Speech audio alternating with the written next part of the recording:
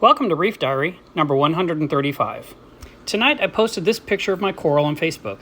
This is the Drew's acro, and it's the last remaining branch of a huge colony I used to have.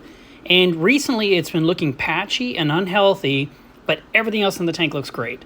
And I just thought it was literally at the end of its life because I'd had it for more than a decade.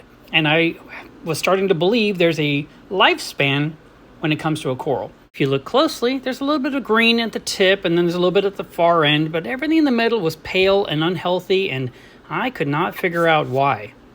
I'd briefly considered pulling it out of the tank and dipping it, and finally someone said, "Have you tried a turkey baster?" So I thought, why not? And I went to it with a turkey baster, and all these flatworms came flying off. I was shocked.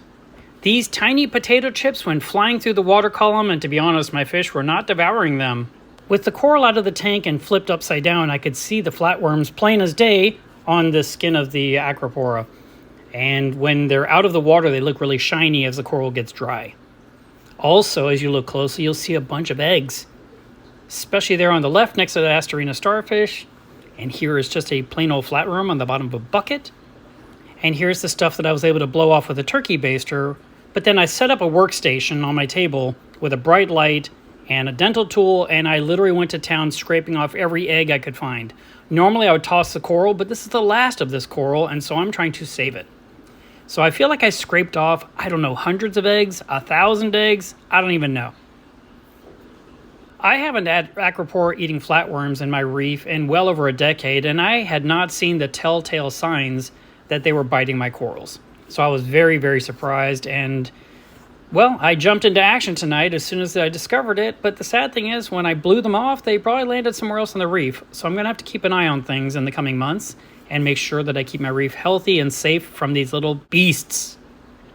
What you're seeing here are all those little eggs that I scraped off. I took off 4, 5, 6 at a time, knocked them off in the bucket, and went back to the coral and repeat 100 times until I felt like I got them all. I hope I did. I mean, if you leave them one behind, that's bad, but there was a ton in my tank, so getting rid of all these makes me feel a little bit better about what I did tonight.